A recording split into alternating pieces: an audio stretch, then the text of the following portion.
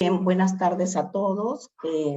En primer lugar, quisiera agradecer la invitación que me han cursado por parte de la universidad y en especial expresar mi saludo al doctor Rubén Pacheco Inclán, rector de la Facultad Interamericana de Litigación, la doctora Adriana Arroyo Cuevas, directora general de la Facultad Interamericana de Litigación, y a usted, doctor Walter Ceballos Arango, como coordinador de posgrado de las actividades académicas para América Latina. Agradezco la invitación que me han cursado, además a las otras dignas autoridades de la universidad.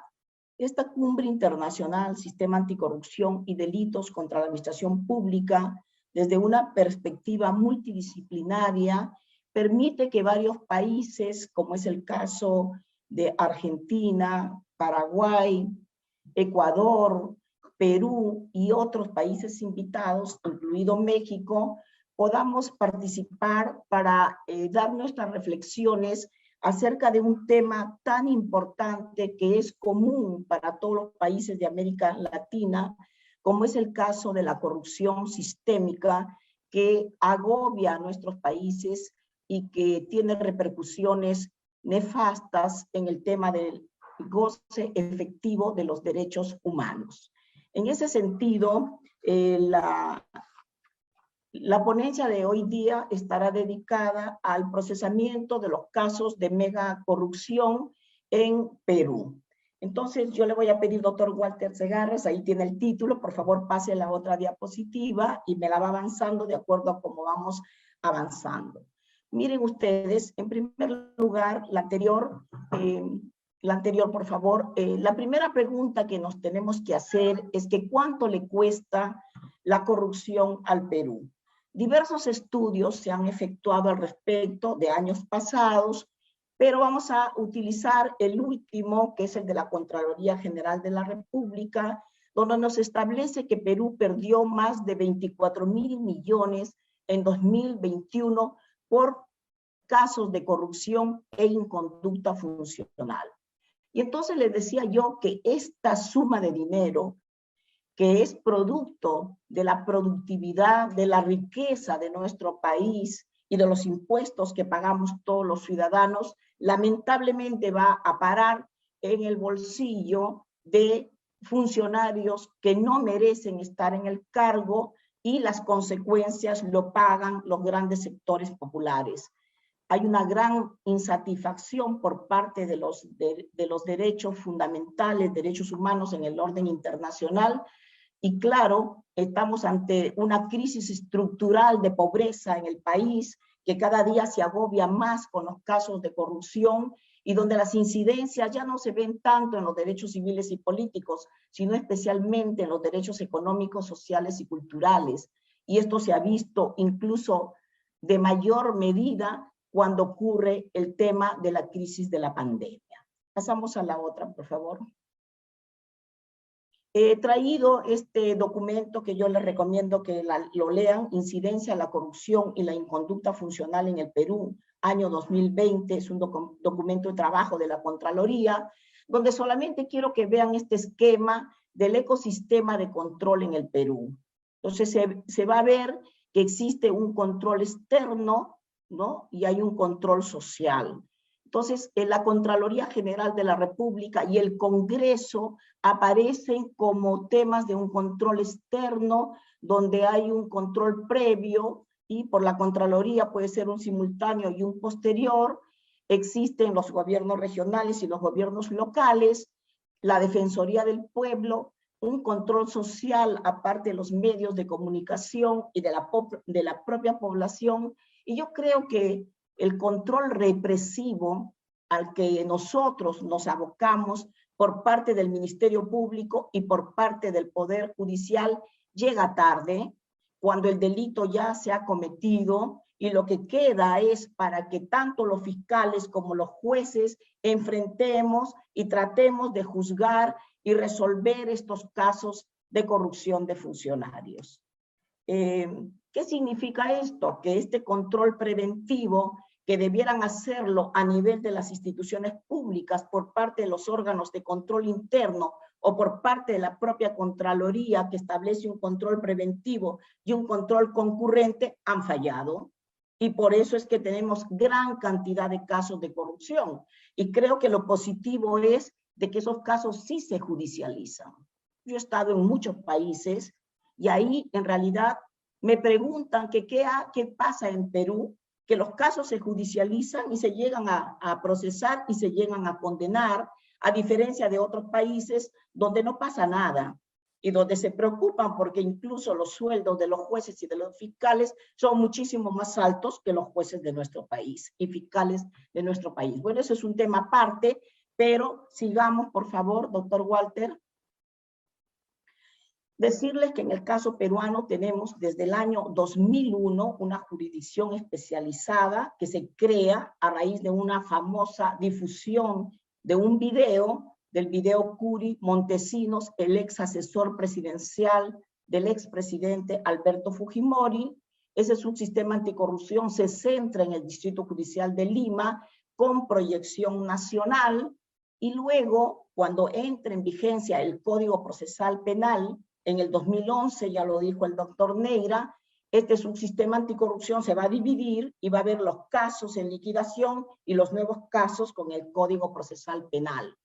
Luego, en el 2017, a raíz de los casos de Odebrecht y de la operación Lavallato, se crea un sistema especializado en delitos de corrupción de funcionarios, donde a mí me encargaron la tarea de ser la coordinadora para crear, bueno, el subsistema anticorrupción yo lo dirigí y además el sistema especializado yo lo implementé y lo dirigí durante los años 2017 y 2018 para ver los casos de delitos de corrupción de funcionarios y conexos vinculados a la operación Lavallato o que supere en competencia 2 distritos judiciales. Otra más. Esta jurisdicción especializada va a ser absorbida por la Corte Superior Nacional de Justicia Penal Especializada, que tiene 2 pilares, que es la justicia especializada anticorrupción y la criminalidad organizada. Pero lamentablemente, cuando se desactiva el sistema especializado, se olvidan de que el decreto legislativo 1307 no solamente se refiere a una competencia nacional, sino que se refiere a una competencia en todos los distritos judiciales, porque lamentablemente la corrupción, la mega corrupción, estará vinculada a la operación Lavallato, pero existen gran cantidad de procesos donde están implicados los gobernadores, los alcaldes y funcionarios de los distritos judiciales del país. Por lo tanto, también en algunos distritos judiciales existen órganos jurisdiccionales especializados a nivel nacional. Continuamos. Esta jurisdicción especializada, por favor, doctor Ceballos, pase la otra diapositiva.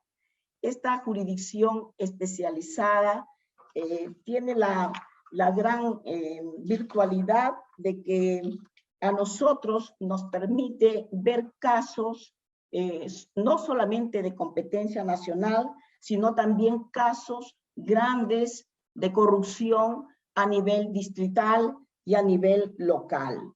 ¿Me puede pasar la diapositiva?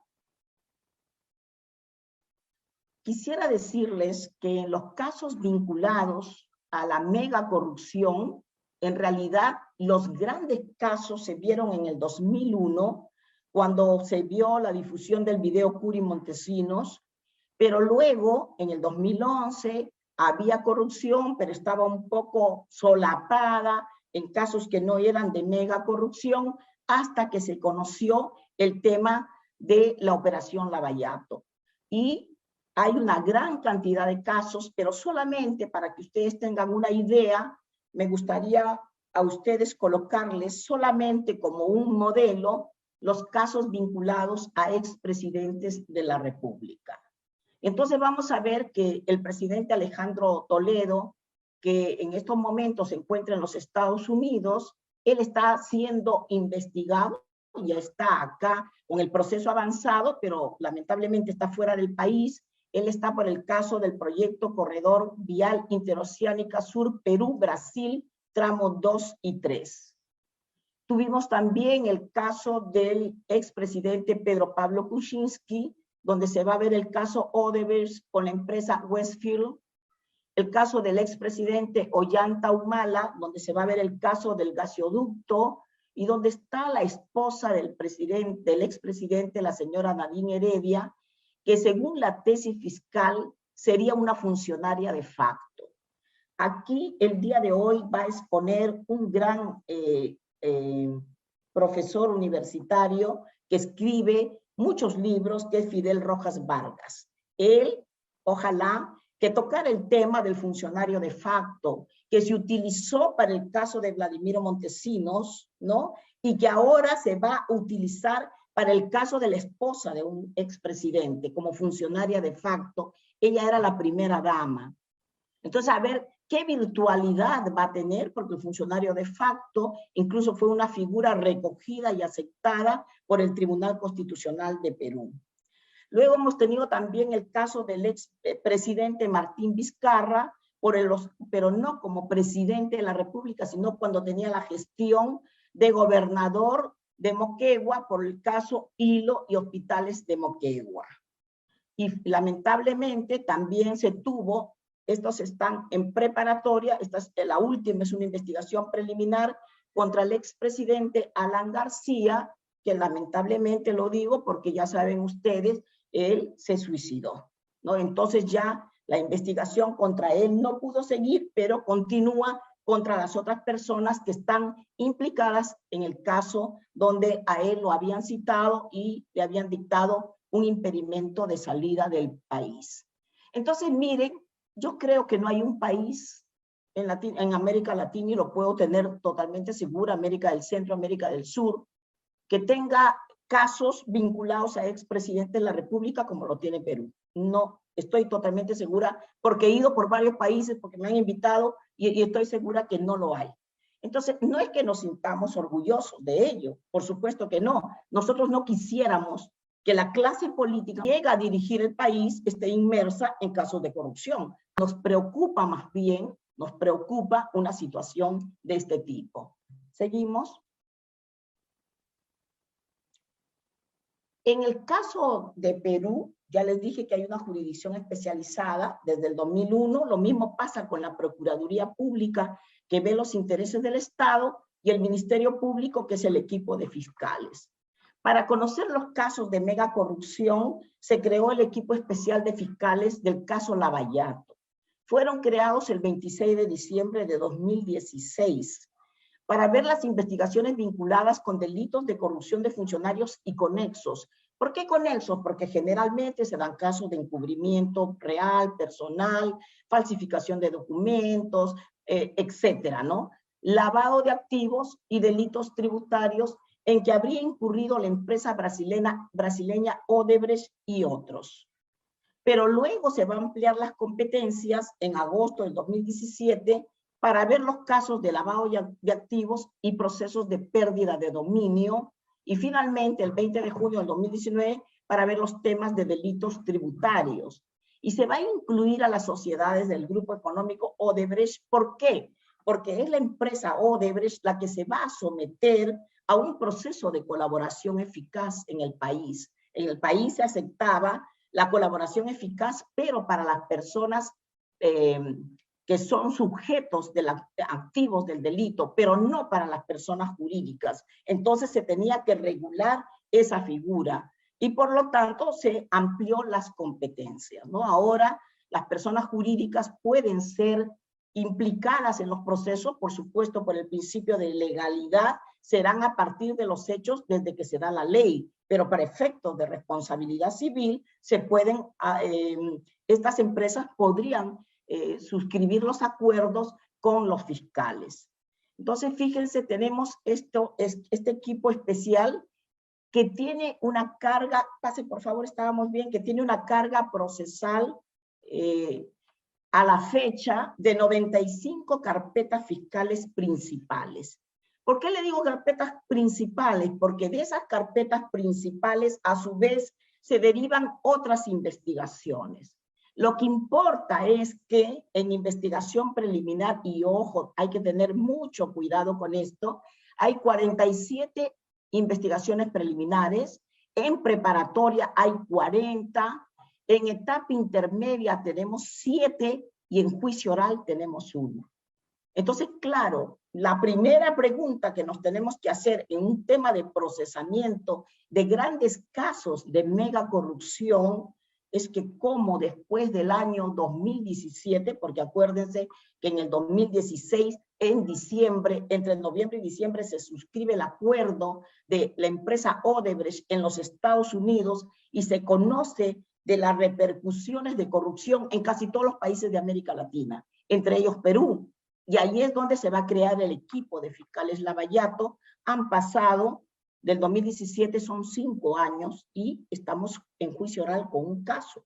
Y es un caso que corresponde no a un tema de corrupción de funcionarios, sino un tema de lavado de activos de crimen organizado. ¿Por qué? Porque se trata de una persona que luego llega a ser presidente de la República.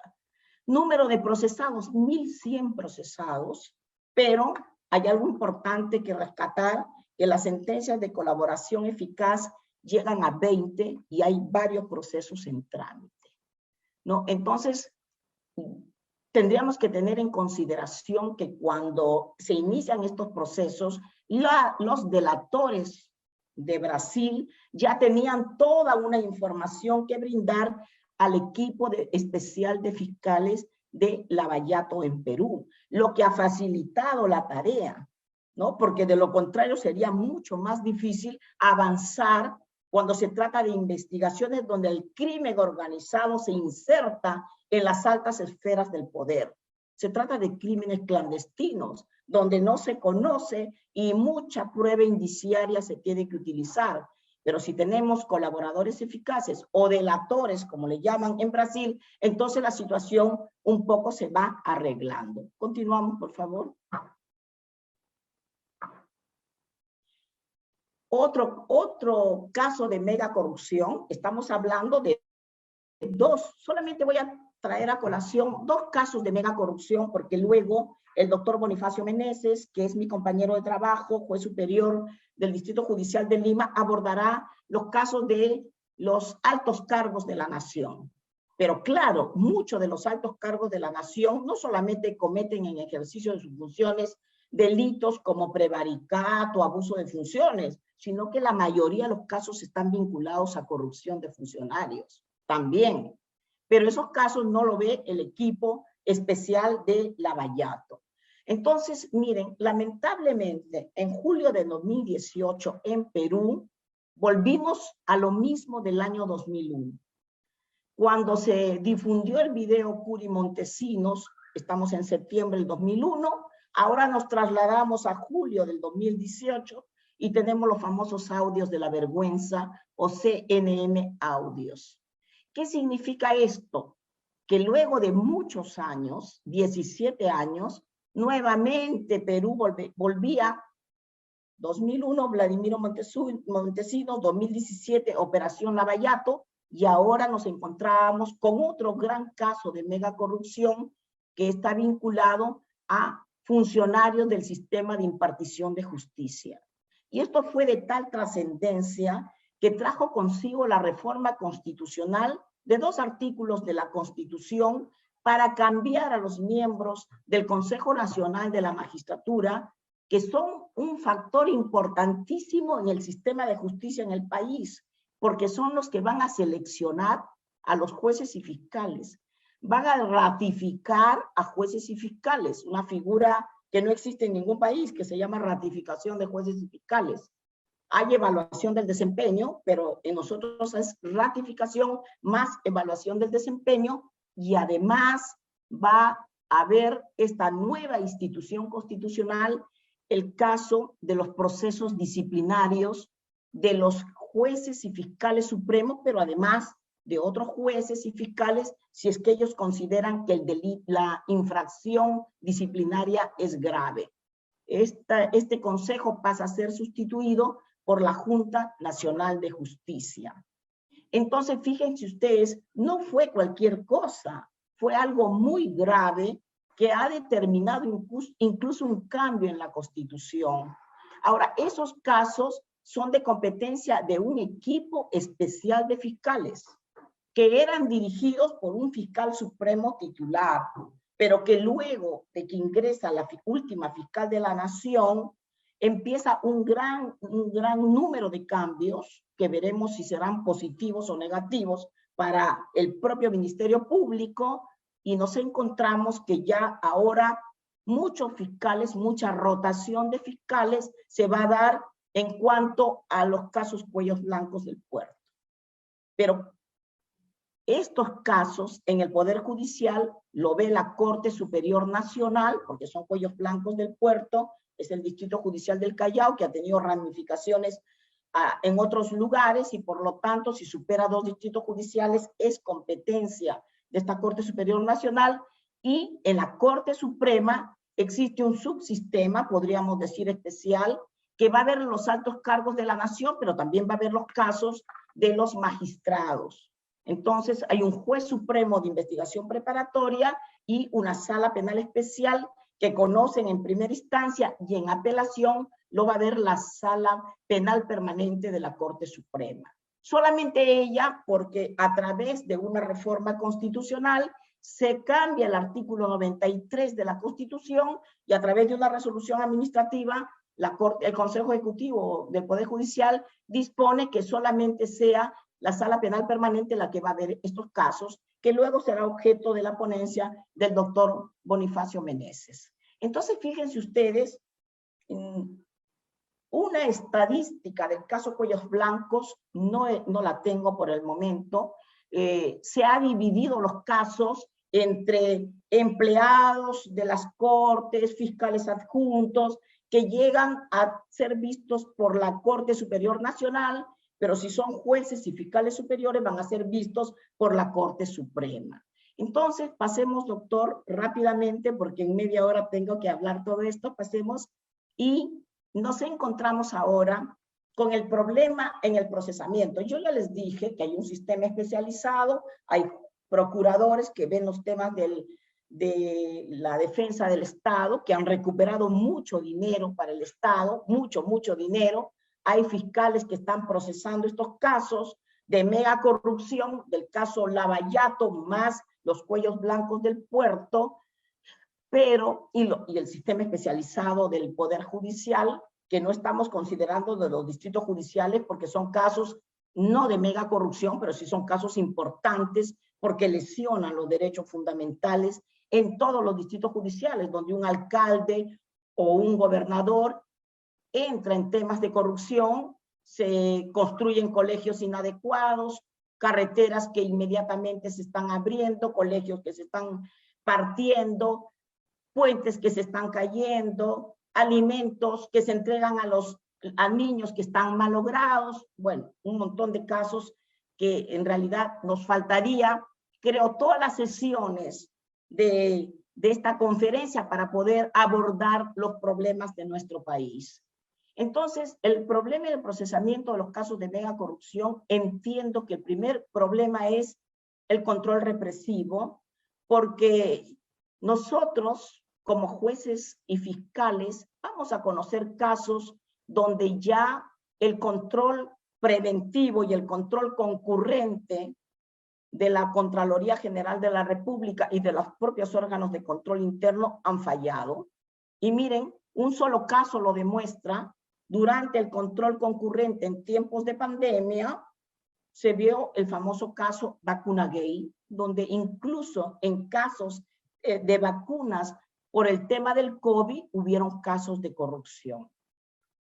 Otro problema entiendo que es la complejidad para investigar los casos de corrupción. El Código Procesal Penal no contiene reglas para casos de mega corrupción. Ese es un problema que nosotros lo estamos advirtiendo en nuestro país, porque los procesos son comunes y complejos, pero no se han establecido para casos de mega corrupción vinculados a organizaciones criminales. Hay una ley la ley 30.077, pero consideramos que no es completa para abordar estos temas. Hay retardo en las investigaciones fiscales. Ya ustedes lo han visto, hemos dado el número de casos que se vienen conociendo y que han pasado 5 años y que solamente están en acusación fiscal un solo caso. Continuamos, por favor, doctor Ceballos. La Corte Suprema en las casaciones, ¿no?, ha admitido un plazo máximo de 36 meses en investigaciones preliminares. Entonces, fíjense ustedes, 36 meses de preliminares más 36 meses de preparatoria, podemos tener a una persona 6 años investigándola. Entonces, claro, eso también nos tiene que llamar a preocupación porque existe la problemática en las restricciones de derechos. Por ejemplo, el impedimento de salida que nosotros en la Corte Suprema hemos aceptado de que hay impedimento de salida, pero claro, tiene que tener un plazo porque no puede ser indeterminado. Otro tema que, a ver, estoy leyendo también, están haciendo felicitaciones a la universidad y a veces hacen preguntas y por aquí me pasa mi asistente los temas para que yo pueda ir también abordando. Se cuestiona el uso excesivo de la prisión preventiva, ¿no? Entonces, ese ha sido un caso muy especial, porque miren ustedes, estamos en el 2017-2018 que se procesan las investigaciones preliminares. Las preparatorias entran en el 2019 y los plazos de prisión se empiezan a vencer o se están cumpliendo en tiempos de pandemia.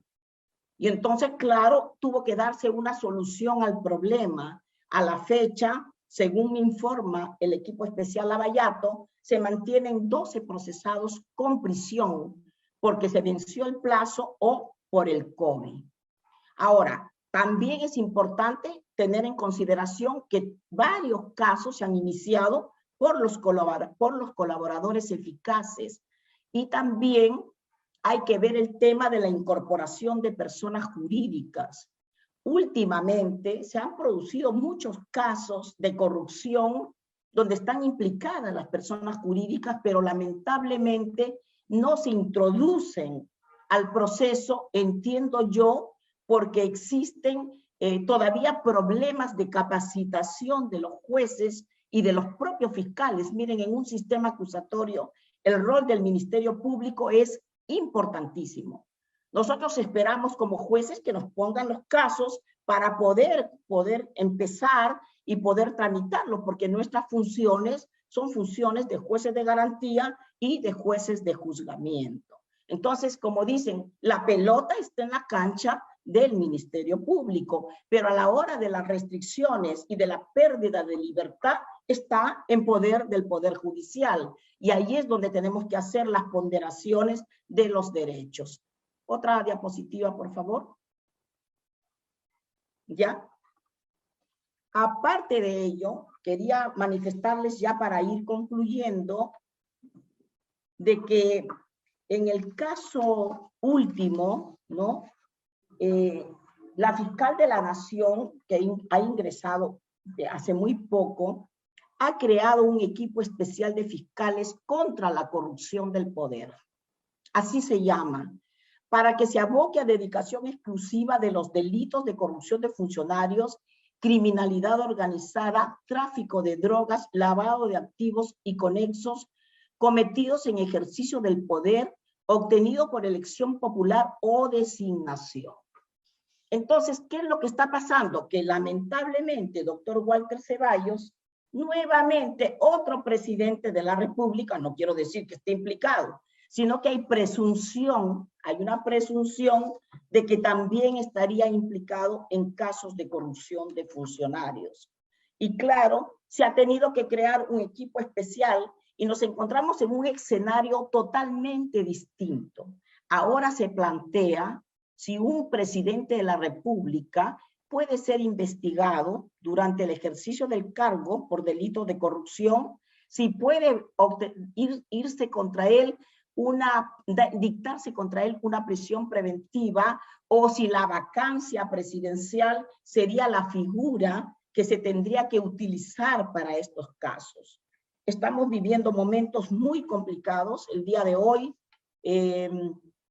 la institución que se llama CAN, Comisión de Alto Nivel Anticorrupción, ha hecho un pronunciamiento y dice: nuestro país exige un liderazgo ético para vivir en una democracia sin corrupción.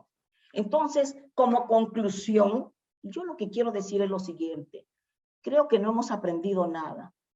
Creo que toda la experiencia y todo el esfuerzo que hemos hecho los jueces desde el año 2001 y que venimos trabajando hasta ahora, de poco sirve, porque nuevamente, lamentablemente, ya di el cuadro de presidentes de la República que han sido procesados, pero han sido procesados después de los 5 años donde ya venció su prerrogativa procesal de los 5 años que tienen para no ser juzgados por delitos en el ejercicio de la función.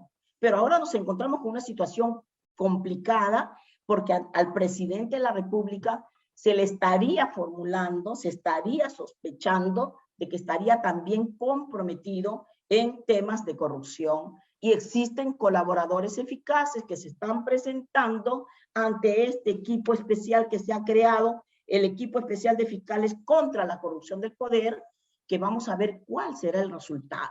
Y les dije hace un momento, tenemos nosotros una alta rotación de jueces, de fiscales, perdón, que estaban en los equipos que veían estos temas. ¿Es positiva o negativa la medida? Nosotros no podemos dar una afirmación por ahora. Tenemos que hacer un estudio, una investigación sobre este tema. ¿Qué repercusiones va a traer? Se dicen tantas cosas, pero lo importante son los datos objetivos e imparciales.